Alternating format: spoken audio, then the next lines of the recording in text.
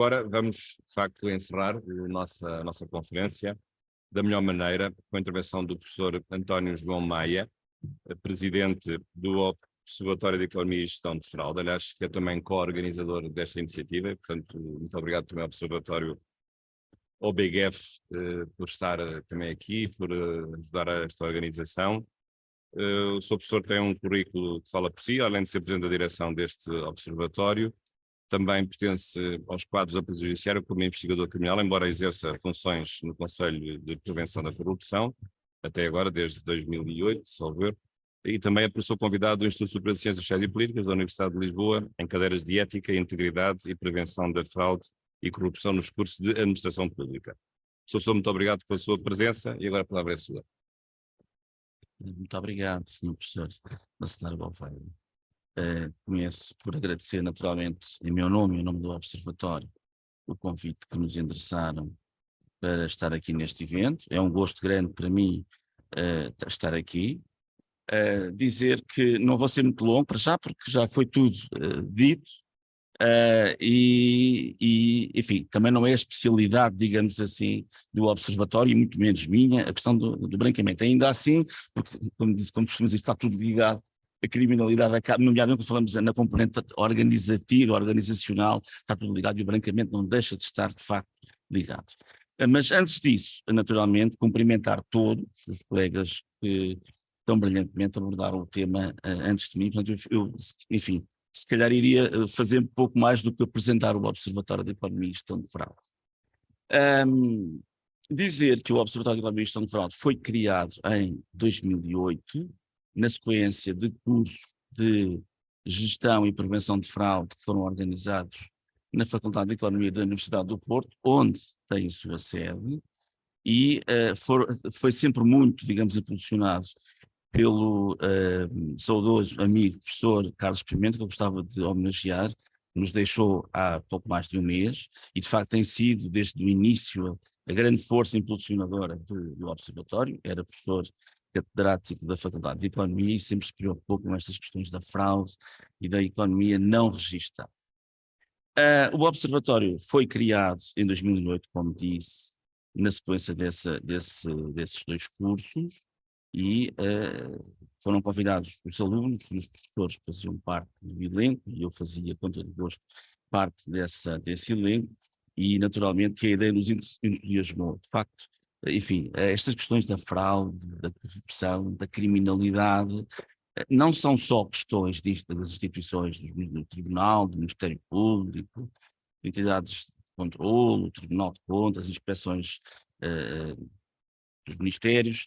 A sociedade toda deve de facto estar envolvida. E os observatórios que estão aqui hoje, do meu amigo Miguel e do professor Bacelar Gouveia, são exemplos de que a sociedade está envolvida e está interessada, de facto, em procurar alguma coisa de melhor relativamente ao seu próprio funcionamento. Porque, no essencial, é o nosso interesse como cidadãos que está em causa.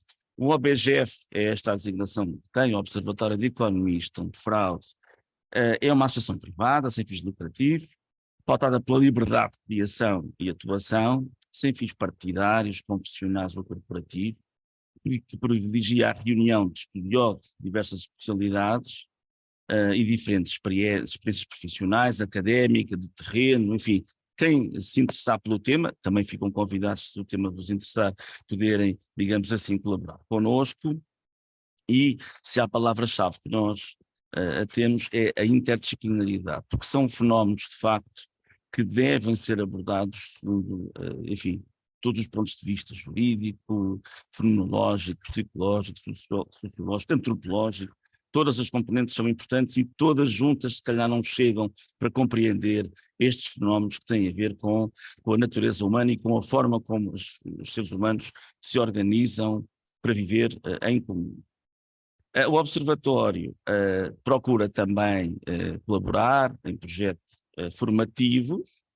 Temos uma participação semanal em vários órgãos de comunicação social e por essa via procuramos contribuir para, digamos assim, alertar a sociedade para estas questões. O primeiro grande tema que foi estudado do Observatório foi a economia não registada, sendo certo que este é um conceito que não encerra só a componente crime, digamos assim, porque a economia não registada é muito mais do que essa componente de funcionamento menos legal da sociedade, e de acordo com os últimos dados que nós apuramos no Observatório, a dimensão da economia não registada estaria alguns entre 27% a 28% do PIB, com tendência para crescer, e estamos a falar em 2014, 2015. Portanto, a economia não registada será, de acordo com estes dados, qualquer coisa como 1/3 do PIB, e, portanto, isto gera naturalmente também alguns impactos em termos, desde logo, do financiamento do Estado, e tudo isso, e toda a função que o Estado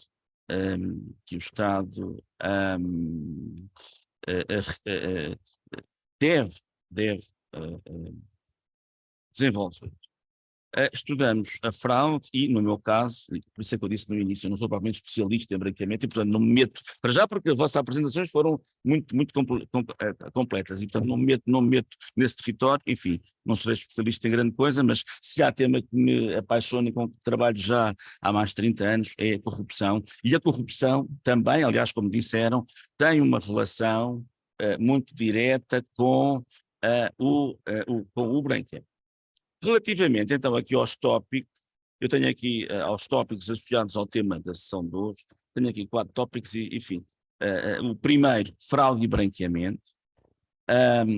Como foi referido, o branqueamento é um processo, enfim, muito complexo, já percebemos, multifacetado, como foi abordado pelos meus antecessores aqui na palavra, digamos, no uso da palavra, mas está no essencial associado à grande criminalidade organizada.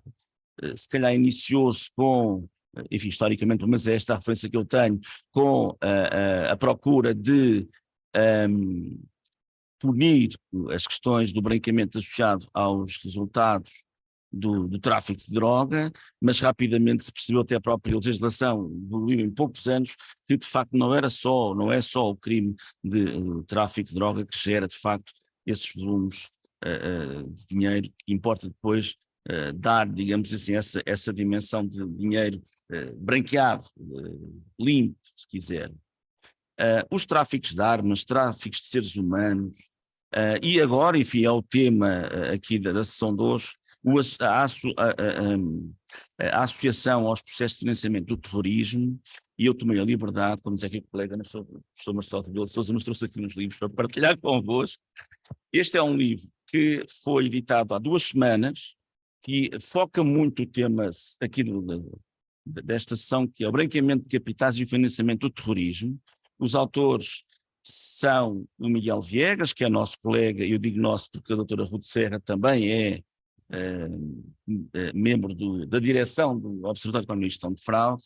O Miguel Viegas é nosso colega e amigo, é professor da Universidade de Aveiro, foi eurodeputado e estudou sempre a questão dos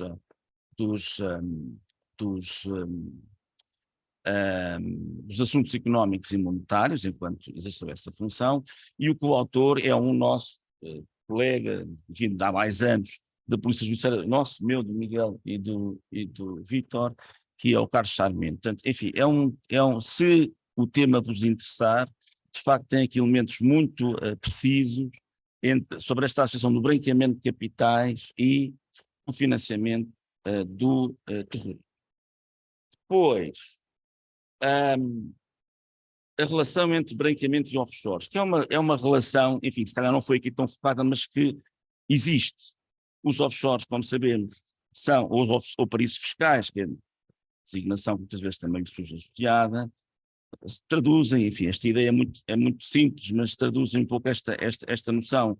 São zonas do globo que, pelas mais diversas razões, têm ou oferecem condições vantajosas relativamente, digamos assim, à concorrência, entre aspas, no que se refere às contribuições em termos de impostos, e se associarmos depois também algumas lógicas de sigilo, bom, isso cria de facto aquilo que nós sabemos, que é um espaço muito, muito apetecível para por eles se fazerem passar estes processos de branqueamento. E nós temos aqui também para partilhar convosco, este é um livro mais recente do professor Carlos Pimenta, precisamente sobre os offshores do nosso cotidiano. É um livro que foi editado em 2018, onde o professor também abordou, enfim, essa problemática e o que pode e deve ser feito em termos dos vários países, se efetivamente houver interesse ou vontade política para... Isto é tudo uma questão de vontade política, a grande criminalidade organizada, no fundo, e por cima num contexto de globalização, é uma vontade política que tem que ser ela em si mesma global, porque não é um Estado nem um continente por si só conseguem, de facto, encontrar soluções que resolvam o problema. Mas há países, há continentes, enfim, até por mostra de liderança, que podem e devem, se entenderem, se houver essa vontade política, digamos assim, contribuir para uma tomada de um caminho distinto. Este contributo do professor Carlos Pimenta é, de facto, também interessante. E em relação ainda ao branqueamento de capitais, temos, se visitarem o site do Observatório de Economia e Gestão de Fraude, temos uma área que nós chamamos os working papers, são uma espécie de trabalhos, artigos científicos ou pró-científicos, que abordam as várias temáticas próprias do Observatório, e temos lá 2 working papers, ambos de autoria do José Luís Berguês, que também é nosso colega ou ex-colega da Polícia Judiciária, que trabalhou também durante vários anos nestes processos de investigação, de prevenção do branqueamento de capitais, e, portanto, se vos interessar, facilmente encontram no site do Observatório, por pesquisa por branqueamento de capitais, um artigo que é o working paper número 2, o processo de branqueamento de capitais, que explica em algum detalhe as 3 fases que já foram aqui referenciadas pelos colegas que me antecederam, e depois tem um segundo working paper em que ele faz uma abordagem, enfim, ao tempo, não é? O artigo é de 2011, portanto já tem 11 anos, a experiência portuguesa nos últimos 5 anos de prevenção. Portanto, é uma espécie de ponto de situação, do ponto de vista dele e com os dados que ele terá colhido, relativamente ao estado em que Portugal se encontraria em 2011, quanto ao controle e à tipologia de branqueamento de capitais, e já percebemos, por aquilo que foi referido nomeadamente pelo Dr. Miguel da Câmara Machado, que de facto houve aqui um desenvolvimento muito grande nos últimos anos, e até parece ser difícil de acompanhar em termos de conceptualização sobre o que se pretende, e como disse também aqui o colega Dr. Miguel Trindade Rocha, tudo isto parece tornar-se particularmente complexo na procura de soluções para esta questão. Depois, se calhar o ponto está um bocadinho mais próximo de mim, branqueamento e corrupção. Há uma relação também em relação a estes 2 crimes. Por um lado, a grande corrupção, a corrupção política, que gera também ela própria grandes lucros, digamos assim, naturalmente, que depois carece dos processos de branqueamento para efeito de tornar todos esses resultados, enfim, lícitos, digamos assim. Mas há também aqui a componente que, de alguma maneira, foi referida também pelos colegas anteriormente, que é a corrupção enquanto crime instrumental associado ao branqueamento. E, por exemplo, sabemos que há um conjunto de entidades que têm deveres de comunicação relativamente a movimentações suspeitas. Imaginemos o que possa suceder se pudermos ter uma situação de suborno, de corrupção, sobre uma entidade ou sobre um funcionário que tem dever de obrigação e, por via desse suborno, não cumpre esse dever.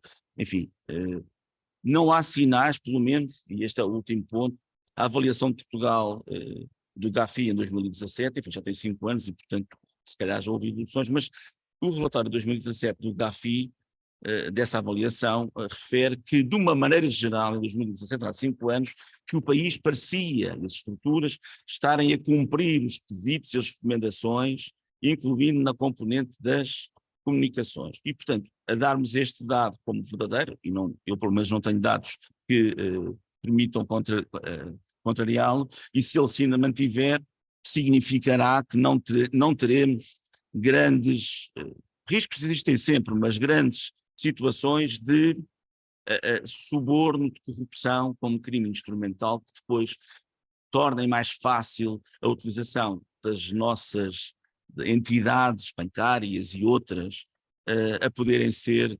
permissivas, no sentido de serem mais facilmente utilizadas para efeito de branqueamento de capitais. Mas é como digo, os especialistas estão aqui à minha esquerda e, portanto, se calhar o que eu estou a dizer não é exatamente assim. Mas dar esta nota, então, que a corrupção pode ser um crime que leve a dividendos que em si mesmos justifiquem ou careçam de um processo de branqueamento, e, por outro lado, que a corrupção pode surgir aqui associada como crime instrumental, no sentido de facilitar os processos de branqueamento, desde logo, como forma de evitar as comunicações que a lei requer obrigatórias. Enfim, era o que tinha para partilhar convosco. O tema não é o tema do meu dia-a-dia, mas é um tema fascinante, desde logo porque tem a ver com o nosso interesse coletivo como sociedade e desse ponto de vista não pode deixar de me interessar.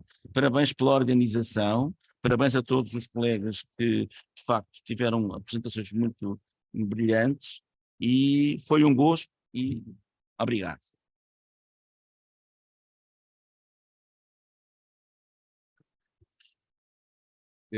Eu sei que a hora já está realmente um pouco adiantada, mas se acharem bem, talvez